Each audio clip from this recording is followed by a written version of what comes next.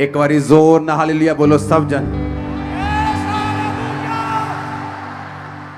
Hallelujah. आप bless हो सब जन यीशु मसीह के नाम में। आमीन। उत्पत्ति 14 उसकी 1 से लेके हम उस पूरे बाब को पढ़ेंगे। उसमें लिखा, शिनार के राजा अमरापेल और एलासर के राजा अरियोक और एलाम के राजा करदोल ओमेर और गोयीम के राजा तिदाल के दिनों में ऐसा हुआ कि उन्होंने सदोम के राजा बेरा और अमोरा के राजा बिरशा और अदमा के राजा शिनाब और सबोयीम के राजा शमेबेर और बेला जो सोअर भी कहलाता है, इन राजाओं के विरुद्ध युद्ध किया। इन पांचों ने सिद्दीम नामक तराई में जो खारे ताल के पास है एका किया। 12 वर्ष तो ये करदोला ओमेर के अधीन रहे, परंतु 13वें वर्ष में उसके विरुद्ध विद्रोह किया। 14वें वर्ष में करदोला ओमेर और उसके संगी राजा आए और अश रोकतनम में रपाइयों और हाम में जूजियों को और शबर किया त्रेम और अमोरियों एमियों को और सैयर नामक पहाड़ पर होरियों को मारते मारते एल पारान तक जो जंगल के पास है पहुंच गए। इसको समझना बहुत जरूरी है। आप नामों पे मत जाओ, लेकिन इसकी स्पिरिट को आपने समझना है। वहां से वो लौटकर एनी शपात को आए जो कदेश भी कहलाता है, और अमालेकियों के सारे देश और उन अमोरियों को भी जीत लिया जो हसोस नंतमार में रहते थे। तब सदोम अमोरा अदमा सबोयीम और बेला जो सोअर भी कहलाता है, इनके राजा निकले और सिद्दी नामक तराई में उनके साथ युद्ध के लिए उन्होंने लड़ाई की पांति बांधी। अर्थात एलाम के राजा करदोला ओमेर, गयूम के राजा तिद्दाल, शिनार के राजा अमरापेल, एलासर के राजा अरियोक, इन चारों के विरुद्ध इन पांचों राजाओं ने पांति बांधी। सिद्दीम नामक तराई में जहां लसार मिट्टी के गढ़े ही गढ़े थे, सदोम और अमोरा के राजा भागते भागते उनमें गिर पड़े और जो बचे वो पहाड़ पर भाग गए। तब वो सदोम और अमोरा के सारे धन, उनकी वस्तुओं को लूट लाट कर चले गए, और अब्राहम का भतीजा लूत जो सदोम में रहता था उसको भी वो धन समेत लेकर वहां से चले गए। आपसे मैं छुटकारे की बात कर रहा हूं। जब से ये मैंने 7 हफ्ते शुरू किए हैं, जब से 7 हफ्ते शुरू हुए, सारा माहौल चेंज हो चुका है। हाँ, इस बात का सबूत है कि परमेश्वर आपको बड़ा छुटकारा देने जा रहा है। सुनो मेरी बात, हमारा परमेश्वर वो परमेश्वर है कि हमें लड़ने के लिए तलवारों की जरूरत नहीं, हमें लड़ने के लिए परमेश्वर की जरूरत है। हमारा ये जो बाइबल है ये सबसे बड़ा हथियार है, और हमारा लड़ने वाला परमेश्वर है। डरने की और घबराने की जरूरत नहीं। मैं आपको बता रहा हूं, अभी ध्यान से वचन को सुनना। आमीन। इस्राएलियों ने वो देखा है जो आज तक किसी विश्वासी ने नहीं देखा। फिरौन ऐसा राजा था, फिरौन मिस्र के राजा को बोलते थे, जिसके सामने कुछ नहीं चलता था। आप तो डेमोक्रेटिक देश में रहते हैं जहां पर लॉ है, लेकिन बाइबल कहती परमेश्वर अपने लोगों को उन राजाओं के पास से भी बचा के लेके आया जो उनके सबसे बड़े दुश्मन थे। उसने बाइबल कहती ए राजा, ओग राजा, जो अपने जमाने के बड़े बड़े राजा थे, उनको परमेश्वर ने मार गिराया। चिंता मत करो, वो तुम्हारे अंग संग है, तुम्हें मरने नहीं देगा वो। और मसीह लोग ये बात जानते हैं कि उनका परमेश्वर क्या कर सकता है। आमीन। जिस बड़े छुटकारे की मैं आपसे बात कर रहा हूं, उसका एक तरीका है। याद रखो, हर एक व्यक्ति बाइबल में बड़ी गवाही को नहीं पा सका। हर एक बंदा उत्थे नहीं पहुंच सका जिथे उन्होंने पहुंचना चाहिए। बाइबल च लिखिया ਉਹੀ लोग ਜਿਹੜੇ परमेश्वर ਨੂੰ ਸਮਝਦੇ ਨੇ, ਜਿਹੜੇ परमेश्वर ਦੇ वचन ਨੂੰ ਸਮਝਦੇ ਨੇ, ਜਿਨ੍ਹਾਂ ਨੇ परमेश्वर ਦੀ आत्मा ਨੂੰ सुनिया, ਉਹੀ लोग पहुंच सके। अगर आज मुझे छुटकारा चाहिए तो बाइबल में तरीके लिखे, बाइबल में पैटर्न लिखा है, मुझे उसी पैटर्न को फॉलो करना है। आमीन। मैं हिंदी में इसलिए प्रीच कर रहा हूं ताकि जो दूसरी स्टेट्स के लोग हैं वो भी इस चर्च को सुनते हैं, पूरी इंडिया में सुनते हैं, ताकि वो भी सीख सकें और इस बड़े छुटकारे के भागी बन सकें। आमीन। अगर आप अब्राहम की स्टोरी को देखेंगे तो बाइबल कहती है परमेश्वर ने जब अब्राहम को बुलाया, उसने जब अब्राहम को उत्पत्ति 12 उसकी 1 से 5 के बीच में अब्राहम को परमेश्वर ने कहा, अब्राहम अपने देश, कुटुंब, अपने पिता के घर को छोड़कर उस देश को चला जाओ जो मैं तुझे दिखाऊंगा, मैं तुम्हें बड़ा छुटकारा दूंगा। पर बाइबल कहती अब्राहम ने क्या किया, उसने अपना सब कुछ, भेड़ बकरी पत्नी ली और अपना भतीजा भी साथ ले लिया। परमेश्वर ने उसको कहा था कि अपने कुटुंब को छोड़कर मेरे पास आना, लेकिन बाइबल कहती वो अपने भतीजे को साथ ले गया। और जब लूत उसके साथ बढ़ने लगा, अब्राहम एक बहुत अमीर इंसान था। बाइबल कहती परमेश्वर ने उसको भेड़ों की आशीष दी थी, वो चरवाहा था, परमेश्वर ने उसको बरकत दी थी। बाइबल कहती जैसे अब्राहम के भेड़ें बढ़ने लगी, क्योंकि परमेश्वर का जो कलाम था, जो वचन था, जो परमेश्वर की बरकत थी, वो अब्राहम के ऊपर थी। और इसी कारण, उस बरकत के कारण, उस ग्रेस के कारण लूत भी अब्राहम के साथ ब्लेस होने लगा। और जिस तरह अब्राहम की भेड़ें बढ़ने लगी, लूत की भेड़ें भी बढ़ने लगी, लूत की फाइनेंशियल ब्लेसिंग भी बढ़ने लगी। और बाइबल कहती लूत भी अब्राहम की तरह आशीषित और अमीर होता गया। एक बात लूत भूल गया कि आज लोग छुटकारे में क्यों नहीं, आज क्रिश्चियन लोग भी अंडर बॉन्डेजेस हैं, आज क्रिश्चियन लोग भी बंधनों के नीचे हैं। कारण क्या है? आज मैं आपको वो कारण बताऊंगा। अगर आपने कारण समझ लिया, अगर आपने ये वचन समझ लिया और आपने इस वचन को बार बार सुना, और आपने अभी भी सुना और घर जाके फिर इसको सुनना और फिर दोबारा सुनना और दूसरे क्रिश्चियन लोगों को ये मैसेज फॉरवर्ड करना, मैं आपको बता रहा हूं एक बड़ा छुटकारा आपकी लाइफ में एंटर कर चुका है यीशु के नाम में। अब बाइबल कहती जब लूत भी ब्लेस होने लगा कि अब्राहम तो ब्लेस सीगा ही सीगा, बाइबल कहती लूत भी ਉਹਦੇ ਨਾਲ रल के ਉਹੀ ਆਸ਼ੀਸ਼ਾਂ ਲੂਤ ਦੀ ਜ਼ਿੰਦਗੀ ਦੇ ਵਿੱਚ ਵੀ ਆਉਣ ਲੱਗੀਆਂ। बाइबल कहती है लूत भी ब्लेस होने लगा, पर बाइबल कहती है कि अब्राहम के चरवाहों के साथ लूत के चरवाहों का झगड़ा हुआ। ये दोनों चरवाहे आपस में, इन दोनों का स्टाफ आपस में झगड़ने लगा। और बाइबल कहती है अब्राहम ने लूत को बुलाया, लूत को बोला कि ऐसा सही नहीं कि हम दोनों आपस में लड़ें, तू अगर इधर जाएगा तो मैं इधर जाऊंगा, तू इधर जाएगा तो मैं इधर जाऊंगा, तू पहले चुन ले तुझे कौन सी जमीन चाहिए, तू जो जमीन चुनेगा मैं उसके सामने चला जाऊंगा, लेकिन पहले तू चुन। और बाइबल कहती लूत ने अपनी आंखों से देखा और एक तराई, एक सिंची हुई तराई जिसमें हरी घास ही घास थी, उसने चुन लिया। और बाइबल कहती परमेश्वर ने फिर अब्राहम को कहा, जब लूत चला गया, परमेश्वर ने कहा अब्राहम अपनी आंखें उठा और ये सारी जमीन देख, मैं तुझे और तेरे वंश को आने वाले समय में दे दूंगा। अब सुनो ध्यान से, क्यों लूत ब्लेस हो रहा था? और बाइबल कहती लूत जब उससे चला गया और जब वो देश लड़ाई झगड़े में पड़ गए, वो देशों का दूसरे देशों के साथ झगड़ा हुआ, दूसरे देश के राजा उसके देश में आए, उन राजाओं को मारकर सारा कुछ लूट लिया, और लूत भी उसी देश में रहता था और उसको भी वो लूट कर अपने साथ ले गए। अब्राहम को यह बात मालूम हुई कि तेरा भतीजा लूट लिया गया।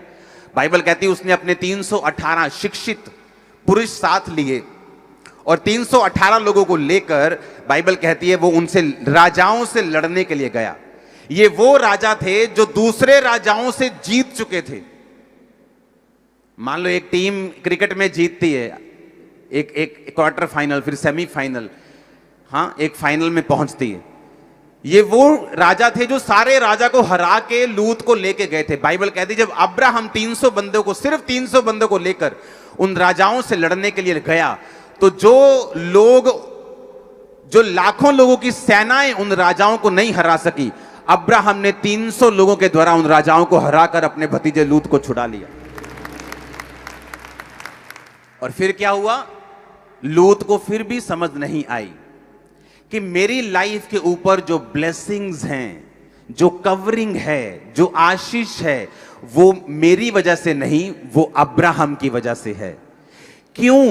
क्योंकि अब्राहम एक नॉर्मल इंसान नहीं है, अब्राहम एक नॉर्मल विश्वासी नहीं है। अब्राहम एक परमेश्वर का चुना हुआ एक अगुआ है, जिसके जरिए परमेश्वर अपनी महिमा को प्रकट करना चाहता है और जिसके जरिए परमेश्वर अपनी योजना को अपने इजरायली लोगों के ऊपर लेके आना चाहता है, जिसके द्वारा परमेश्वर आने वाले समय में वंशों तक अपनी महिमा को प्रकट करेगा। अब्राहम उस किस्म का इंसान है।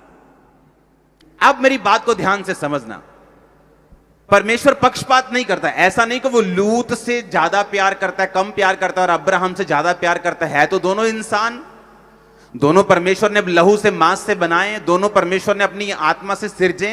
लेकिन ऐसा क्यों कि परमेश्वर अब्राहम से ज्यादा प्यार करता है और लूत से नहीं? इसका रीजन है बहुत बड़ा। परमेश्वर इस धरती पर जो कुछ भी करता है उसका एक मकसद है। परमेश्वर ने पौलुस को चुना। परमेश्वर ने कहा पौलुस, अन्य जातियां तेरे द्वारा मसीह में आएंगी, अन्य जातियों को मैं मसीह में तुम्हारे द्वारा खींचूंगा। पौलुस कह सकता था परमेश्वर, मैं एक बड़ा पढ़ा लिखा, उस टाइम के बेस्ट स्कूल में पढ़ा हुआ, यहूदियों में बड़ा मान सम्मान रखने वाला इंसान बोल सकता था कि परमेश्वर, अगर तू मुझे यहूदियों में इस्तेमाल करेगा तो मैं ज्यादा इस्तेमाल हो सकता हूं, क्योंकि ये लोग मेरी पावर को, मेरी हैसियत को जानते हैं। लेकिन परमेश्वर ने कहा ना बल से ना शक्ति से, पर मैं जिसको भी इस्तेमाल करूंगा अपनी आत्मा के द्वारा करूंगा। परमेश्वर ने कहा मैं इन पढ़े लिखे लोगों में एक अनपढ़ पतरस को इस्तेमाल करूंगा और अन्य जातियां जो तुझे नहीं जानती मैं तुझे इस्तेमाल करूंगा। अब हुआ क्या? अब परमेश्वर ने पौलुस को चुन लिया कि पौलुस तो मेरे काम करेगा, अन्य जातियों को मेरी महिमा सिखाएगा। पौलुस कौन था? एक विरोधी, जगह जगह पे बांधने वाला, विश्वासियों को मारने वाला, विश्वासियों को तोड़ने वाला एक विरोधी। किसी के बोलने से मत डरना कलीसिया, जब परमेश्वर गिराने में आता है 2 सेकंड लगते हैं। परमेश्वर ने बार बार बाइबल में लिखा, उनका मुंह देख के तुम घबराना मत, तुम्हारा मन कच्चा ना हो। जब परमेश्वर की लाठी लगती है ना, 2 सेकंड लगते हैं बड़े बड़े सुरमाओं को गिरने में। आमीन। अब आपको बात समझनी है। बाइबल कहती है जब पौलुस गया अपने मिशन को लेके, कि मेरा मिशन है अन्य जातियों को तक परमेश्वर के काम को लेके जाना। पौलुस ये बात जानता था कि मसीहियत धर्म बदलना नहीं, मसीहियत जीवन बदलना है। मसीहियत परमेश्वर में आना है, मसीहियत पाप के लिए मरना और मसीह के लिए जी उठना है। उसने प्रचार करना शुरू किया। अब जो जो कलीसियाएं पौलुस का साथ देती रहीं, बाइबल कहती है वो कलीसियाएं ज्यादा आशीषित रहीं उन कलीसियाओं से जो किसी भी मिशन में किसी भी पास्टर के साथ नहीं थी। अब मेरी बात को ध्यान से समझना। लूत इसलिए ब्लेस नहीं हो रहा था कि लूत धर्मी था। लूत इसीलिए आशीषित हो रहा था कि अब्राहम के ऊपर परमेश्वर का प्लान था और लूत अब्राहम के जस्ट साथ था और लूत आशीषित होता जा रहा था। लेकिन प्रॉब्लम कहां होती? प्रॉब्लम तब होती है जब साथ रहने वाला व्यक्ति ये सोच लेता है कि ये आशीष जो है ये परमेश्वर मुझे डायरेक्ट दे रहा है, क्योंकि मैं भी यहोवा को मानता हूं, तो ये आशीष परमेश्वर की वजह से और मेरी बुद्धि की वजह से और मेरी प्रेयर की वजह से और मेरी लगन की वजह से मेरी जिंदगी में है। और यही गलती लूत ने की। उसे लगता था कि तू यहोवा को मानता तो मैं भी यहोवा को मानता हूं, तू परमेश्वर की सेवा करता तो मैं भी परमेश्वर की सेवा करता हूं, तू बलिदान चढ़ाता तो मैं भी बलिदान चढ़ाता हूं। आपका स्टाफ आपके भाई के स्टाफ के साथ लड़ाई नहीं कर सकता जब तक आप अपने स्टाफ के कान ना भरें। मेरी बात समझ आ रही है कि नहीं? आपके बच्चे आपके रिश्तेदारों को बुरा नहीं कह सकते जब तक आप अपने मुंह से उनकी बुराई बच्चों के सामने ना कर लें। तो लूत के चरवाहों में झगड़ा नहीं हुआ अब्राहम के साथ, ये लूत के कान भरे हुए थे। ये लूत के साथ स्टाफ की डिस्कशंस होती थी कि अब्राहम ऐसा चाहता है, ये तुझे बढ़ने नहीं देना चाहता, ये तुझसे जेलसी करता है, ये वो जो छोटा दिमाग सोचता है वो सोच रहे थे। और इन्हीं बातों ने झगड़ा किया और दोनों अलग अलग हो गए। अब्राहम ने कहा तू जहां जाना चाहता है चला जा, मुझे तुझसे कोई विरोध नहीं, कोई वैर नहीं। जहां जिस जगह को तू चुनेगा, तू लेफ्ट चुनेगा मैं राइट जाऊंगा, तू उत्तर चुनेगा मैं दक्षिण जाऊंगा, हम में झगड़ा नहीं होना चाहिए। अब्राहम को मालूम था कि वो परमेश्वर की वजह से ब्लेस है, लेकिन लूत परमेश्वर की वजह से नहीं, लूत अब्राहम की संगति की वजह से ब्लेस था, क्योंकि अब्राहम परमेश्वर के द्वारा बुलाया गया और चुना हुआ व्यक्ति था। अब मेरी बात को ध्यान से समझना। वो विश्वासी जो किसी भी मिशन के साथ जुड़े नहीं हुए, जो किसी भी ऐसी चर्च के साथ जुड़े नहीं हुए जिनका मकसद रूहें बचाना है, वो विश्वासी कभी भी उस तरह से ब्लेस नहीं हो सकते जिस तरह से आप लोग ब्लेस हो रहे हैं। अब वो कहेंगे क्या हम यहोवा को नहीं मानते? वो कहेंगे क्या हम यीशु को नहीं मानते? क्या हमने बपतिस्मा नहीं लिया? क्या हम परमेश्वर से प्यार नहीं करते? क्या हम टाइथ नहीं देते? ये बातें अलग हैं, लेकिन बाइबल कहती है इस धरती पे मेरा चुना जाना और आपका चुना जाना एक मकसद के तहत है। और जब आप मकसद वाले लोगों के साथ जुड़ जाते हैं और उनके विजन्स के साथ खड़े हो जाते हैं, आप पर वो ब्लेसिंग आती हैं जो उन्हीं लोगों के ऊपर है जिनके पीछे आप चल रहे हैं। सुनो, छुटकारा लेना और छुटकारे की बात करना अलग अलग बात है। परमेश्वर की बात करना और परमेश्वर को अपनी जिंदगी में टेस्ट करना, उसके छुटकारे को, उसकी ब्लेसिंग को, उसकी हीलिंग को अपनी फैमिली में, अपने घर में, अपने बच्चों में, अपने फाइनेंस में, अपनी स्पिरिचुअल लाइफ में, ये अलग बात है। और बिना वचन पे चले, बिना वचन की समझ के आप कभी भी इस छुटकारे में एंटर नहीं कर सकते, क्योंकि आपको इन वचन की समझ लेनी होगी और आपको वचन के मुताबिक चलना पड़ेगा। हालेलुया। अब आप देखो कि जो राजा दूसरे राजाओं को मारकर, जो भी अपने आप में बड़े राजा थे, वापिस जा रहे हैं। अब्राहम को मालूम होता तेरा भतीजा लूत भी बंदी बना लिया गया। दूसरे राजा उनके राजा को मार गए, उसको बंदी बना के ले गए, और अब्राहम 300 बंदों को साथ लेके जाता है, और बाइबल कहती है उन्हें छुड़ा के लेके आता है, उन राजाओं को मारकर वापिस आता है। और फिर से लूत देखो कितना नॉन सेंसिटिव, कितना नॉनसेंस व्यक्ति था। अब भी समझ नहीं आई कि मेरी ब्लेसिंग का कारण अब्राहम है, फिर भी वो वहीं रहने लगा जहां वो पहले रहता था। एंड में क्या हुआ? दूत आए, अब्राहम ने उन्हें पहचाना, अब्राहम ने कहा मेरे से खाना खा के जाना। खाना खा के वो गए, अब्राहम को बेटे की आशीष दे के गए। जाते वक्त बोल के गए कि हम सदोम अमोरा को नाश करने वाले हैं। और बाइबल कहती है लूत वहां था, उसने कहा परमेश्वर अगर वहां 50 धर्मी मिले क्या तू उन्हें नाश करेगा? परमेश्वर ने कहा नहीं। उसने कहा अगर 45 मिले तो, 40 मिले तो, फिर कहता 35 मिले तो, 30 मिले तो परमेश्वर ने कहा वहां 5 भी मिले तो मैं नाश नहीं करूंगा। और बाइबल कहती वो दूत लूत के घर में गए और लूत को बोला हम इसे नाश करने वाले हैं। बाहर निकला तो सिर्फ लूत बचा और उसकी बेटियां बची। उसकी पत्नी भी नमक का खंबा बन गई। जो कुछ लूत ने कमाया था सब कुछ वहीं छूट गया। और फिर लूत को समझ आई कि मेरी लाइफ में ब्लेसिंग एक मिशन के कारण थी, मेरे कारण नहीं थी। अगर वो लूत के कारण होती तो लूत की जिंदगी में वो आशीष बनी रहती। मैंने लोगों को देखा है पास्टरों के साथ जुड़ के ब्लेसिंग लेते हुए, जब गाते थे वो सामर्थ उतरती, जब बोलते सामर्थ उतरती, लेकिन जब उस मिशन से वो हट जाते थे सब कुछ परमेश्वर छीन लेता था वो चीजें। अब वही चीज वो करते थे लेकिन लोगों को सामर्थ महसूस नहीं होती थी। वही चीज वो करते थे लेकिन लोगों को वो आनंद महसूस नहीं होता था, क्योंकि उन्हें वो मालूम नहीं कि परमेश्वर आपको जो कुछ भी देता है वो अंडर मिशन, अंडर कवरिंग और एक खास मकसद के तहत देता है। आप मेरी बात को समझ रहे कि नहीं? अब लूत, अगर आप कहें कि नहीं लूत की वजह से वो आशीष थी, तो जब सदोम और अमोरा को दूतों ने नाश किया तो लूत की वो आशीष उसके पास क्यों नहीं आई? उसकी पत्नी, उसकी लड़कियां भी वहां रह रहकर करप्ट हो चुकी थी। और ऐसी जाति लूत और उनकी अपनी बेटियों से पैदा हुई जिससे सारी उम्र अमोनियों और मुआबियों से परमेश्वर ने फिर नफरत की। हालेलुया। कितना खतरनाक है एक व्यक्ति का रूहें बचाने वाले लोगों के साथ ना जुड़ना, जो क्रिश्चियन है, जो मसीह में है, जो ये जानता है कि आपका प्राइम मकसद, यीशु मसीह ने जाने से पहले, स्वर्ग चढ़ने से पहले क्या कहा था? सब जातियों को चेला बनाओ, उन्हें बाप बेटा पवित्र आत्मा के नाम में बपतिस्मा दो, और देखो जगत के अंत तक मैं तुम्हारे साथ हूं। ये मेरा मकसद नहीं है, ये आपका मकसद है। वहां पे सिर्फ 12 चेले नहीं थे, बाइबल कहती वहां पे 500 से ज्यादा विश्वासी खड़े थे जब यीशु मसीह ने कहा तुम जाओ और सब लोगों को चेला बनाओ। इसका मतलब आप एक मकसद के तहत बुलाए गए हैं। आप सुसमाचार सुनाने के मकसद के तहत बुलाए गए हैं। उस मकसद को जब हम पूरा करेंगे, उन्होंने प्रेरितों के साथ मिलकर उस मकसद को पूरा किया। किसी के पास घर था, उन्होंने घर बेच दिया, पैसे थे पैसे दे दिए, गोल्ड था गोल्ड बेच दिया, मिशन के कामों को कंप्लीट किया, पौलुस की सहायता की, पतरस की सहायता की, और वो खुद भी ब्लेस होते गए। गिनती में कलीसिया दिन प्रतिदिन बढ़ती गई। उन 12 को खत्म करने का यत्न किया गया। 400 करोड़ हो गए आज हम। हालेलुया। ये भूल जाओ कि क्रिश्चियन लोगों पे आप दबाव डाल दोगे तो क्रिश्चियन खत्म हो जाएंगे। अरे ये फूट निकलेंगे, इतने निकलेंगे तुम गिन नहीं पाओगे। ये तुम्हारी गिदड़ भपके से डरने वाले कोई नहीं है ये लोग। जब तुम मसीह में बपतिस्मा लेते हो तुम अपने लिए मर चुके हो, उसी दिन तुम मसीह में जी उठे हो। अब यीशु मसीह जानता है तुम्हारे साथ क्या करना है। आमीन। यीशु मसीह को मालूम था कि आने वाले समय में क्या होगा, वो सब जानता था।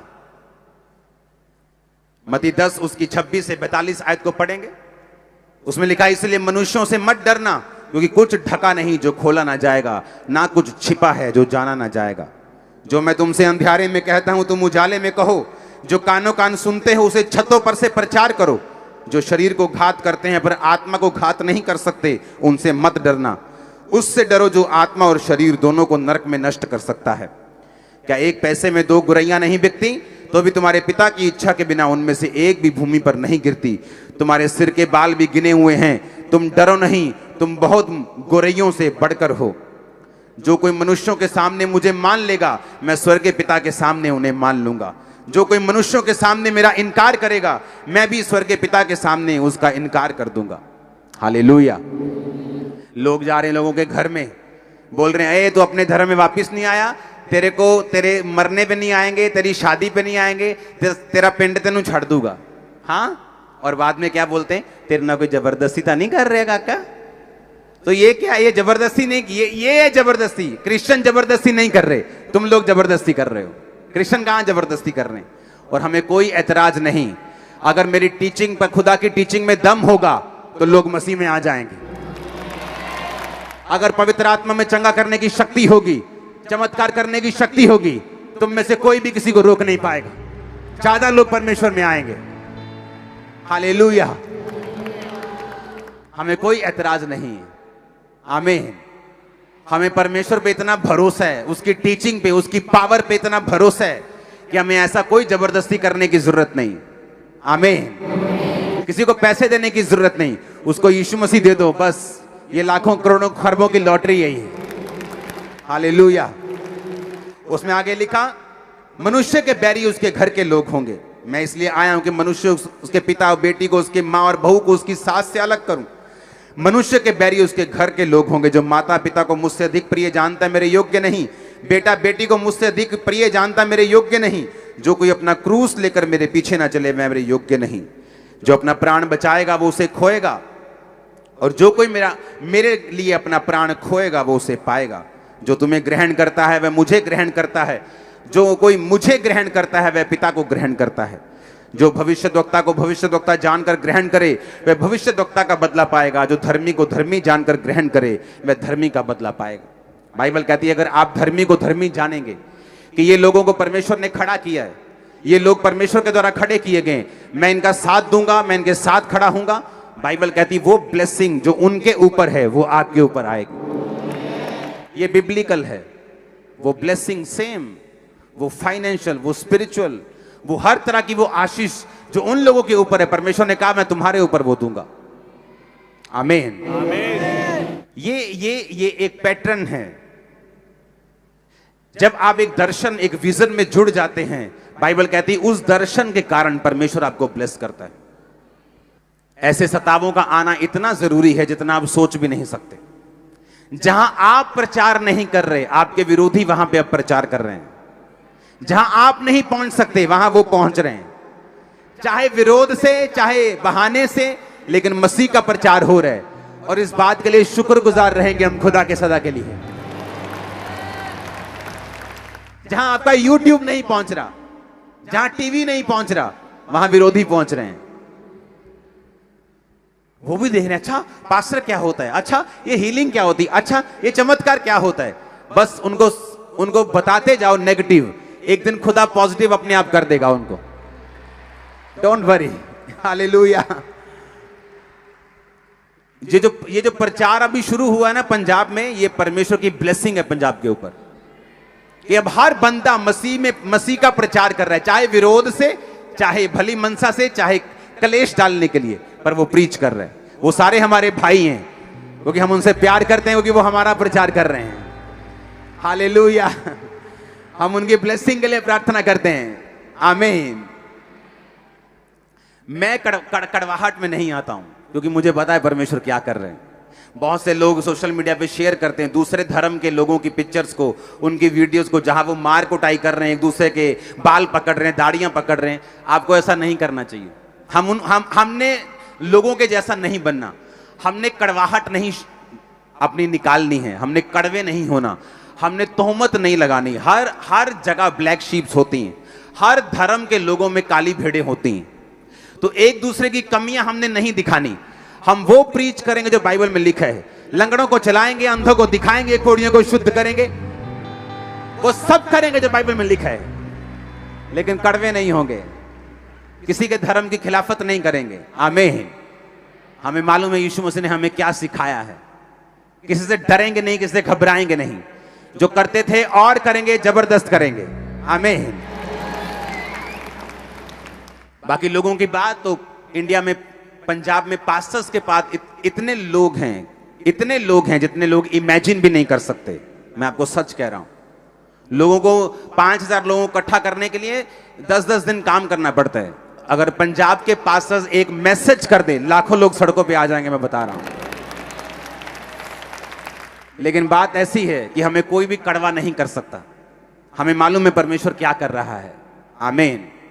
आपको पता है दुनिया के 20% हिस्से के ऊपर रोमन साम्राज्य राज करता था, और बाइबल कहती है क्रिश्चियंस लोगों ने उस राज्य को चलाया। एक दिन वही क्रिश्चियन लोगों के खिलाफ वो साम्राज्य बन गया, और एक दिन फिर नाश भी हो गया। हम उस परमेश्वर को मानते हैं जो राज्यों को खड़ा कर सकता है और उन्हें गिराने की ताकत भी रखता है। मैं आपको सच कह रहा हूं। लेकिन हमें कड़वे होने की जरूरत नहीं, क्योंकि ये परमेश्वर का काम, वह हमारे भाई हमारा ही काम कर रहे हैं, हमारे काम को आसान कर रहे हैं, हमारे ही बोझ उठा रहे हैं। तो करने दो, एंजॉय करने दो। Hallelujah, hallelujah. अब जिसको नहीं भी पता यार ये पास्टर्स होते क्या हैं, ये लिखा क्या है बोर्ड के ऊपर, सर्च तो करो इंटरनेट पे, ये पास्टर्स होते क्या हैं। बस सर्च करो एक बार, फिर तुम जानो, खुदा जाने, हम जाने। करो तो सही सर्च। हालेलुया। करो तो सही, मिरेकल्स होते हैं कि नहीं, करो तो सही, सर्च करो। सुनो, विरोध अगर ना हो, बड़ी सारी क्लीनिंग हो रही है चर्च में।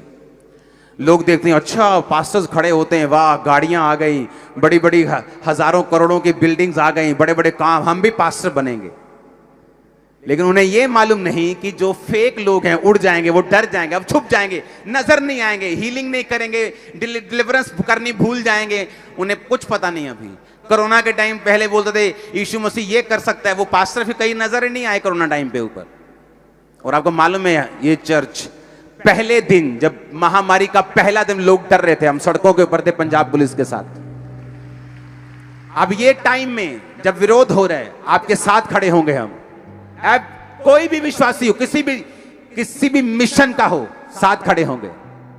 आमीन, हालेलुया।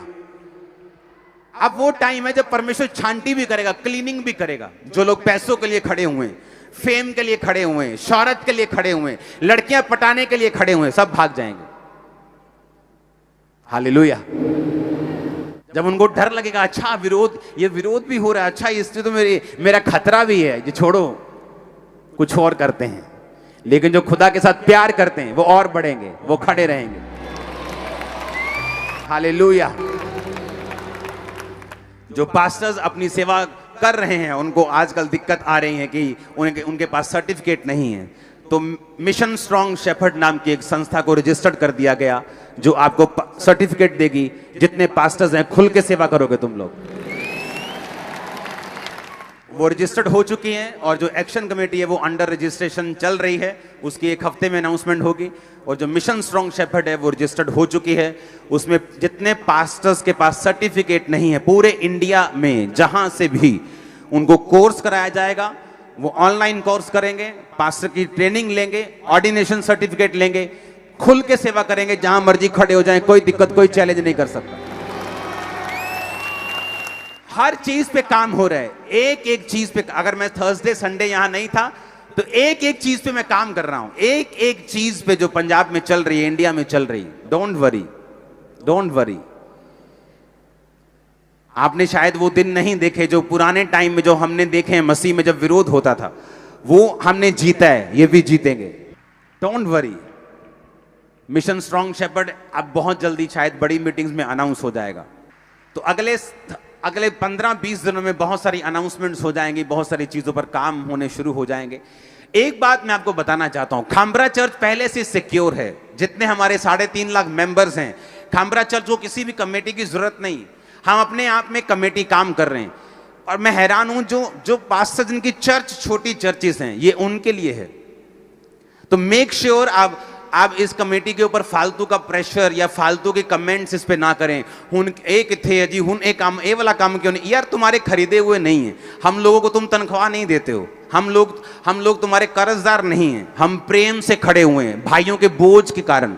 हमने कोई सीटें नहीं लेनी एमएलए की, ये कमेटी खड़ी करके हम सीटें ले लेंगे। हमने कुछ भी लेना हो तो हम अपने आप में इनफ है, सब कुछ ले सकते हैं, तो हमें कमेटियां कमोटियों की कोई जरूरत नहीं है। ये उन पास्टर्स के लिए हैं जिनके पास चर्चिस नहीं है, ये उन पास्टर्स के लिए हैं जिनको सिक्योरिटी की जरूरत है। पिछले दिनों में पास्टर्स पे हमला हुआ, एक्शन कमेटी वहां पहुंची, उसका इलाज करवाया, उसको बोला कि कितना तेरा खर्चा महीने का, उसके घर में खर्चा भेजा उतने महीने का, भेजते जाएंगे जब तक वो ठीक नहीं होता। जिसको भी तुम अटैक करोगे मैं उसके साथ खड़ा हो जाऊंगा, जितने पास्टर्स होंगे। सुनो, पैसा लगता है उसमें, कितने लोग हैं, 1.5 लाख का चेक एक को भेजा, 1.5 लाख का चेक एक को भेजा, 1 लाख का चेक एक, 40-20 हजार एक भेजा, 20 लाखों रुपए खर्चा एक हफ्ते में किया। ये एक्शन कमेटी कोई पैसे इकट्ठे करने के लिए खड़ी नहीं हुई, किसी से डोनेशन नहीं मांगेगी, ये फॉरेन में जाएगी, फॉरेन के लोगों को शामिल करेगी। शायद अगले महीने मेरी एमपी के साथ मीटिंग है, कनाडा के एमपी के साथ, बहुत सारे लोगों के साथ, वहां के पार्लियामेंट के साथ, वहां के मेंबर्स के साथ, वहां के प्रेसिडेंट के लोगों के साथ अमेरिका में मीटिंग्स हैं। तो किसी से डोनेशन मांगने हम नहीं जा रहे हैं, लेकिन उनको इस कमेटी का मेंबर बनाएंगे, उनको संघ लेके आएंगे, आपकी इंटरनेशनल लेवल तक आवाज लेके जाएंगे। हालेलुया। तो ये भूल जाओ कि ये कमेटी हम अपने लिए खड़ी, हमें किसी भी प्रेस की जरूरत नहीं है। हमें मेरे जो काम कर रहे हैं, लीगल कमेटी जो काम करती है, अपने बिजनेस छोड़ के काम कर रही हूं, उनको किसी चौधरियों की भूख नहीं है, चौधरदारी की किसी की। हमने अपने सरकारों के द्वारा दिए गए ऑफर ठुकराए हैं, इस चीज में आप चेयरमैन बन जाओ, इसमें बन जाओ, हमने ठुकराए कि हमें नहीं चाहिए, आप हमारे क्रिश्चियन दूसरे भाइयों को दे दो। तो हमें ये ना, तो हमें मशहूर होने का चक्कर, हम पहले से मशहूर हैं, ना पैसे का हमारे पास पहले ही पैसा है, ना किसी चीज का, ना किसी एमएलए की कुर्सियों का, ना हमें किसी चीज का, ना सुनो पास्टर्स जोड़ने का भी मुझे लालच नहीं कि पास्टरों का प्रधान बन जाऊं, इसलिए मैंने इस कमेटी का कोई मैंने मेंबरशिप नहीं ली। मैं इसको गाइड करूंगा, इसके साथ जुड़ा रहूंगा, सारी दुनिया के लोगों को इस कमेटी में शामिल करूंगा। आमीन। और लेकिन कोई डोनेशन मांगने नहीं जाएगी ये कमेटी, ये आप लोगों के लिए काम कर रही है। और मुझे पास्टर्स की भी भूख नहीं है कि मैं पास्टर्स को इकट्ठा करूं। इस चर्च के 2000 पास्टर्स हैं जो मेंटरशिप के नीचे हैं, 516 पास्टर मेरी मेंटरशिप के नीचे हैं, और जो मेरी मेंटरशिप के नीचे पास्टर्स हैं उनके एक के नीचे 60 70 पास्टर्स हैं। 2000 पास्टर्स इस चर्च के मेंटरशिप के नीचे हैं, तो लाखों लोग हमारे साथ पहले से जुड़े हुए हैं, हमें किसी कमेटी की जरूरत नहीं। तो ये बात कान खोल के समझ के रखना, कोई कमेंट करने से पहले, कि आपको मालूम होना चाहिए कमेटी लोगों के लिए खड़ी हुई है, लोगों के फायदे के लिए। हमें पैसा खर्चने का कोई शौक नहीं है, हमारी चर्च का काम पड़ा है अभी, हालेलुया। लेकिन कौम से प्यार है और करते रहेंगे। जो लोग विरोध में भी खड़े थे ना, उनको भी प्रोटेक्ट करेंगे, कोई मिशन हो उसके साथ भी खड़े होंगे। आमीन। और जो आपको बोला गया वो होगा यीशु मसीह के नाम में। आमीन। ऊंचा बरकत तुम्हारी चर्च। Hallelujah, hallelujah. अब अगर मैं छुटकारे की बात कर रहा हूं तो आपको यह बात समझ आनी चाहिए कि मुझे छुटकारा तब मिलता है और तब बना रहता है जब मैं एक मिशन के नीचे हूं। अपने पड़ोसी को बोलो, एक मिशन के नीचे हो। आमीन। अब वो मिशन नाम का नहीं होना चाहिए, वो मिशन काम का होना चाहिए। उसका पहला मकसद रूहें बचाना होना चाहिए, उसका पहला मकसद सुसमाचार लेके जाना होना चाहिए। जब आप एक मिशन के नीचे अपनी जिंदगी, अपना फाइनेंस, अपना परिवार, अपनी ताकत, अपनी सब कुछ चीजों को दे देते हैं, परमेश्वर उन पर बरकत देता है। वो आपके परिवार को बरकत देता है, वो आपके रास्तों को साफ करता है। आमीन। ऊंचा ये बरकत आपकी है चर्च। हालेलुया। अपने पड़ोसी को बोलो, एक विजन के नीचे आ। अपने पड़ोसी को बोलो, एक मिशन के नीचे आ। जिस तरह अब्राहम के साथ लूत था और लूत ने बरकत पाई, और पौलुस की कलीसिया ने बरकत पाई। अपने पड़ोसी को हाथ उठाकर कहो, तू और तेरा परिवार आज से बरकत को पाएंगे यीशु मसीह के नाम में। बोलो बोलो पड़ोसी को, तू और तेरा परिवार आज से बरकत को पाएंगे। अब आपको यह बात ध्यान से समझनी है। बाइबल कहती परमेश्वर ने अलग अलग लोगों को अलग अलग वरदान दिया है। जब मैं एक्शन कमेटी की कॉल करूंगा तो बहुत से लोगों की मुझे जरूरत पड़ेगी जो उसके टेक्निकली उसके उस सॉफ्टवेयर को, उन चीजों को संभाल सके। आप में से लोग आएंगे, मुझे मालूम है। जब अलग अलग सेवा होगी, जब फाइनेंस की जरूरत होगी तो आप में से लोग उठते हैं जो फाइनेंस को बोते हैं। जब दरी बिछाने का टाइम है, आप ही लोग बिछाते हैं। बाइबल कहती जिसके पास जो वरदान है वो उस मिशन में लगाए।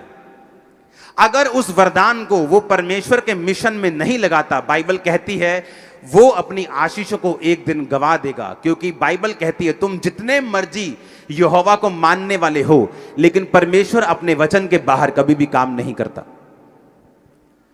लूत को एक बार समझ नहीं आई, उसे लगता था कि मेरी वजह से ब्लेसिंग है, वहां चला गया, राजा लूट के ले गए। तब भी दिमाग में नहीं आई कि अगर परमेश्वर मेरे साथ होता तो राजा मुझे लूट कर नहीं लेके जाते। फिर भी समझ नहीं आई, वापिस वहीं चला गया, फिर वहीं रहा, और कुछ साल के बाद वो नाश हो गया, वो देश ही नाश हो गया। परमेश्वर ने उसे नाश कर दिया। और अंत क्या हुआ कि उसकी बेटियों के द्वारा अम्मोनी, मोआबी ऐसी जाति पैदा हुई जो परमेश्वर की हजूरी में नहीं आ पाते थे। परमेश्वर ने अपनी हजूरी में आना मना कर दिया था। वो पापी जाति पैदा हुई, परमेश्वर उनसे नफरत करता था। मेक श्योर जो दर्शन परमेश्वर ने आपको दिया है, जो सेवकाई परमेश्वर ने आपको दी है, जो अगुवे परमेश्वर ने आपको दिए हैं, अपनी हर गिफ्ट से, अपनी हर ताकत से उनके साथ खड़े होना है। यह आपकी बरकत का कारण होगा, यह आपकी ब्लेसिंग का कारण होगा। Hallelujah, hallelujah. और इसीलिए परमेश्वर ऐसे सिस्टम दे रहा है कि दूसरे पास्टर्स भी इन चीजों में अब शामिल हो सकें, दूसरे पास्टर्स भी सेवकाइयों में शामिल हो सकें, वो भी अंडर कवरिंग में आए और अंडर कवरिंग रह के काम करें, ताकि परमेश्वर उनको बरकत दे सके, उनको सुरक्षित रख सके। क्योंकि हर एक के ऊपर मेंटर का मसा नहीं है, हर एक व्यक्ति के ऊपर अब्राहम का मसा नहीं है, हर एक व्यक्ति के ऊपर मूसा के जैसा मसा नहीं है। हर एक व्यक्ति को परमेश्वर ने अलग अलग तरीके से और अलग अलग मकसद से चुना है। कितनों को मेरी बातें समझ आ रही हैं? मेरा बिलीव है आज से आपका परिवार बरकत को पाएंगे। मेरा बिलीव है आज से आपका परिवार और आप बरकत को पाएंगे। मेरा बिलीव है आज से आप और आपके परिवार के ऊपर पवित्र आत्मा उतरेगा और पवित्र आत्मा से आप भरेंगे। मेरा बिलीव है वरदानों के साथ आप भरेंगे यीशु मसीह के नाम में। मेरा बिलीव है आप बड़े बड़े कार्य परमेश्वर आपके द्वारा करेंगे यीशु मसीह के सामर्थी नाम में। आमीन हो जाए ये बरकत तुम्हारी ये चर्च। हमारे YouTube चैनल को सब्सक्राइब करें ताकि आप परमेश्वर के गहरे वेदों को जान सकें कि कैसे आप परमेश्वर में बढ़ सकते हैं, कैसे आप दुष्ट आत्माओं से, नशों से, बीमारियों से और वंशों के श्रापों से आजाद हो सकते हैं।